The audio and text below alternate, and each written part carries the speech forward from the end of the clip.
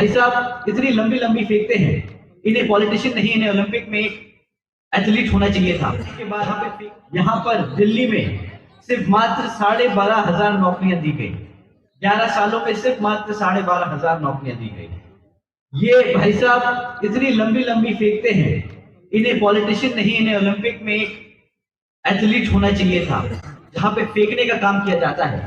अगर ये इतनी वहां पे फेंकते तो शायद एक आध गोल्ड मेडल निकाल जाएगा, परंतु यहाँ नेता बनकर जो उन्होंने फेंकने का काम किया है साथियों, इससे सिर्फ और सिर्फ हमारे समाज का नुकसान हुआ है।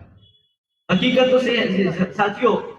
तो ये है कि दिल्ली सरकार में जो पहले सरकारी पक्की नौकरियां थी, उनको भी इन्होंने कच्ची नौकरियां करने का काम किया है। आज 40% से ज्यादा सरकारी नौकरियां कॉन्ट्रैक्चुअल जॉब्स बना दी गई हैं, क्योंकि कॉन्ट्रैक्चुअल जॉब्स के चलते हुए कॉन्ट्रैक्चुअल जॉब्स में रिजर्वेशन नहीं देना पड़ता, उनका अधिकार मारा जाता है। हमारे समाज का अधिकार मारने का काम इन्होंने किया है। इनका तीसरा झूठ, इन्होंने कहा था कि दिल्ली को सिंगापुर बनाएंगे। ये सिंगापुर के चक्कर तो काट आए और यहाँ पर बहुत अच्छे अच्छे ख्वाबी पुलाव भी पका दिए इन्होंने कि यहाँ पे अंडरग्राउंड वायर्स करी जाएंगी इलेक्ट्रिसिटी की, हर घर में साफ पानी होगा, दुनिया के सबसे बड़े एजुकेशन सिस्टम का निर्माण करेंगे। परंतु साथियों हकीकत तो ये है कि आज भी 10 साल बाद, सिंगापुर तो दूर की बात है, दिल्ली को आज तक साफ पानी नहीं मिल पाया। इतना ही नहीं, जब भी हर बार गर्मी के मौसम में पानी की शॉर्टेज होती है तो हमारे समाज के लोगों को, यहाँ आधी से ज्यादा दिल्ली की जनता को टैंकरों पर निर्भर होना पड़ता है, और वो भी कोई सरकार नहीं भेजती, ये प्राइवेट टैंकर वाले हैं जो आप लोगों को महंगे दाम में वही साफ पानी भेज देने का काम करते हैं जो सरकार ने वादा किया था आपको सस्ते दामों में देने का। साथियों फिर ये बोलते हैं कि हम दिल्ली को सिटी ऑफ लेक्स बनाएंगे, बहुत सारी यहाँ पे तालाब बनाएंगे, सिटी ऑफ लेक्स। परंतु हर बारी जब बारिश होती है तो सिटी ऑफ लेक्स अपने आप ही बन जाता है, क्योंकि ना केजरीवाल जी आज तक यहाँ पे पक्की सड़कें दे पाए, ना यहाँ पर सीवेज सिस्टम दे पाए, और जिसके चलते हुए जब जब बारिश होती है तो हमारी सड़कें पानी से भर जाती हैं, हमारी गली मोहल्ले पानी से डूब जाते हैं। परंतु उस वक्त केजरीवाल जी बारिश के मौसम में बाहर नहीं निकलते। बारिश खत्म होने के बाद जब सब बर्बाद हो जाता है तब फिर आगे निकल के एक नया ख्वाब दिखाते हैं कि हम सिटी ऑफ लेक्स बनाएंगे, हम पक्की सड़कें बनाएंगे, परंतु करने को काम कुछ नहीं है इनके पास। आप इनसे कभी सवाल कर दो कि केजरीवाल जी आपने क्यों पक्की सड़कें नहीं बनाई, क्यों यहाँ पर आपने इलेक्ट्रिसिटी की वायर्स अंडरग्राउंड नहीं करी, क्यों आप साफ पानी नहीं दे पाए, तो उनके पास एक ही बहाना होता है कि जी एलजी ने काम नहीं करने दिया, यहाँ पे जो एलजी है वो हमें काम नहीं करने देते। जिम्मेदारी से पल्ला झाड़ना कोई इनसे सीखे साथियों। हर बात पे इनके पास कोई ना कोई जवाब रहता है, हर बात के लिए ये या तो कांग्रेस को कोसेंगे, या तो बीजेपी को कोसेंगे, नहीं तो एलजी को कोसेंगे। साथियों केजरीवाल जी ने तो ये भी वादा किया था कि वो यमुना को साफ करके यहाँ पर आप लोगों के साथ 5 साल बाद डुबकी लगाने का काम करेंगे। ना तो यमुना साफ हो पाई और ना केजरीवाल जी कभी वहां पे डुबकी लगाने जाएंगे।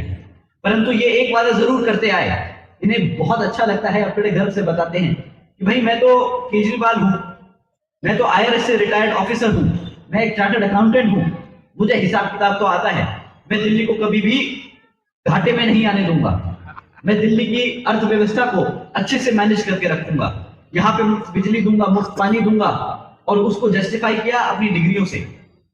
परंतु आज केजरीवाल जी की हकीकत यह है कि 31 साल बाद, 31 सालों में पहली बार दिल्ली घाटे में जा रही है। और जब आप इनसे सवाल करेंगे कि दिल्ली घाटे में क्यों है, तो इनके पास फिर से कोई जवाब नहीं होगा। फिर से ये बोलेंगे कि एलजी ने हमें ये नहीं करने दिया, वो नहीं करने दिया, इस कारण हम रेवेन्यू नहीं जनरेट कर पाए। परंतु साथियों ये आप सब जानते हैं कि जिम्मेदारी से पल्ला झाड़ने का काम वही लोग करते हैं जिनकी नियत नहीं होती काम करने की, जो काम करना नहीं चाहते। और साथियों उन्होंने क्या वादा किया था, बच्चों को पढ़ाई लिखाई देंगे, युवाओं को रोजगार देंगे, यहाँ पे साफ पानी देंगे, पक्की सड़कें देंगे। आज एक भी काम पूरा नहीं किया। इन्होंने दिए तो सिर्फ बहाने पिछले 11 सालों में हमारी जनता को। साथियों इन्होंने सिर्फ एक वादा पूरा किया, कहा कि मैं 200 यूनिट बिजली दूंगा, और वो 200 यूनिट बिजली दी मुफ्त में। परंतु आप जानते हैं उसकी कीमत आप लोगों ने क्या चुकाई? वो सिर्फ मात्र 200 यूनिट बिजली की कीमत 600 रुपए होती है। और मैं यहाँ जानता हूं कि सब हमारे बहुजन समाज, एससी समाज, एसटी समाज, ओबीसी समाज के सभी लोग इतने तो सक्षम हैं कि वो 600 रुपए की भीख नहीं मांगेंगे, अपने हकों के लिए लड़ना जरूर जानते हैं। परंतु दिल्ली ने धोखा खाया है। दिल्ली ने धोखा खाया। ये 200 यूनिट फ्री बिजली के नाते की कीमत चुकाई उन्होंने ये 200 यूनिट की बिजली की कीमत चुकाई ना शिक्षा देने पे।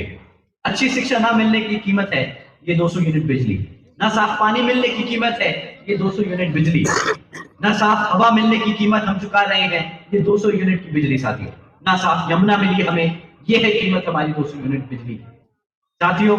इतना ही नहीं बल्कि इनकी सरकार के चलते हुए हमारे एससी या ओबीसी समाज को कोई ढंग का नेता भी नहीं मिल पाया जो हमारे हकों के लिए, हमारे अधिकारों के लिए वहां पे उनसे लड़ सके। साथियों, ये सिर्फ हमें इन्होंने सिर्फ एक ही चीज दी है, वो दी है करप्ट गवर्नमेंट। पिछले 1.5 सालों में आप सबने देखा किस तरह गली मोहल्लों में स्कूल और अस्पताल नहीं खुले पर शराब के ठेके जरूर खुले। हर गली मोहल्ले में शराब के ठेके खोले इन्होंने, और ज्यादातर शराब के ठेके किन के मोहल्लों में खुले यहाँ पे बैठी जनता सब जानती है। हमारे एससी, एसटी, ओबीसी कमजोर वर्ग के समाज के घरों में, घर के बाहर इन्होंने शराब के ठेके खोले। हमारी महिलाएं जानती हैं कि कितना दुख और दर्द इससे हमें पहुंचता है।